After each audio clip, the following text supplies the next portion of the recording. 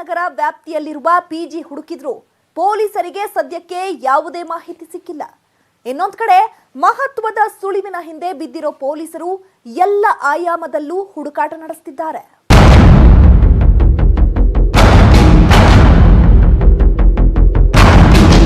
ಈ ಕಡೆ ರಮೇಶ್ ಜಾರಕಿಹೊಳಿ ಸಚಿವ ಸ್ಥಾನಕ್ಕೆ ರಾಜೀನಾಮೆ ಕೊಟ್ಟ ಬೆನ್ನಲ್ಲೇ ಬಾಲಚಂದ್ರ ಜಾರಕಿಹೊಳಿ ಪರ 20 ಶಾಸಕರು ವಕಾಲತ್ತು ವಹಿಸಿದ್ದಾರೆ. ರಮೇಶ್ ಜಾರಕಿಹೊಳಿ ಅವರ ಜಲಸಂಪನ್ಮೂಲ ಸಚಿವ ಸ್ಥಾನವನ್ನ ಅವರ ಸಹೋದರ ಬಾಲಚಂದ್ರ ಅವರಿಗೆ ಕೊಡಿ ಅಂತ ಆಗ್ರಹಿಸಿದ್ದಾರೆ.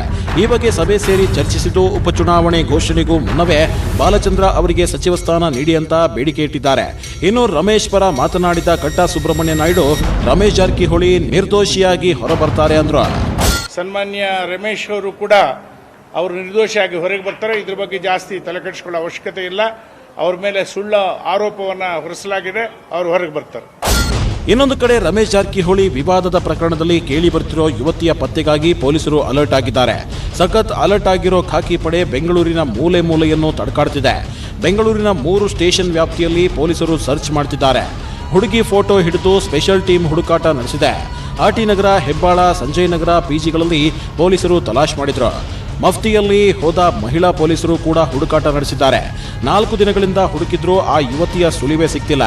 ಆಕೆಯನ್ನ ಹುಡುಕಾಡೋದಕ್ಕೆ 4 ಪ್ರತ್ಯೇಕ ತಂಡಗಳ ರಚನೆ ಮಾಡಲಾಗಿದೆ.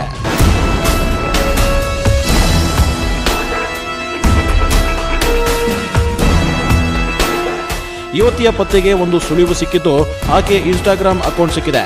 ಅಕೌಂಟ್ನಿಂದ ಪೊಲೀಸರು ಮಾಹಿತಿ ಕಲೆ ಹಾಕ್ತಿದ್ದಾರೆ. ಎಲ್ಲೆಡೆ ಹರಿದಾಡ್ತಿರೋ ಸಾಕ್ಷಿಗಳು ನೈಜವಾ ಅಥವಾ ಫೇಕಾ ಅಂತ ಪರಿಶೀಲನೆ ಮಾಡೋದಕ್ಕೆ ಸರ್ಕಾರಿ ಖಾಸಗಿ ಲ್ಯಾಬ್ಗಳಿಗೆ ರವಾನೆ ಮಾಡಲಾಗಿದೆ.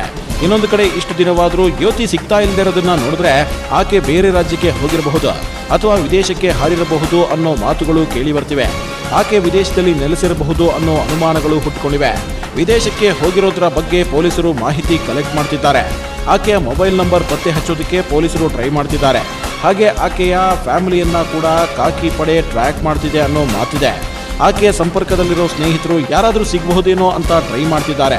ಒಟ್ಟಿನಲ್ಲಿ ಈ ಒಂದು ವಿವಾದ ರಾಜ್ಯ ರಾಜಕೀಯದಲ್ಲಿ ಅತಿದೊಡ್ಡ ಸಂಚಲನ ಸೃಷ್ಟಿ ಮಾಡಿದ್ದು. ಇನ್ಯಾವ ರೀತಿ ತಿರುವು ಪಡೆದುಕೊಳ್ಳುತ್ತೋ ಅನ್ನೋದನ್ನ ಕಾದು ನೋಡಬೇಕು.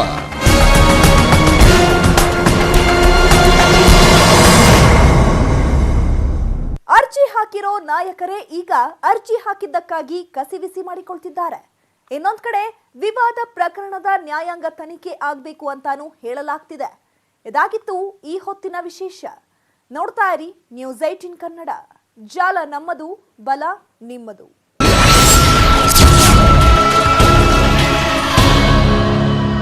ಶ್ರೇಷ್ಠ ಆಚಿ ಚಿಕನ್ ಮಸಾಲೆ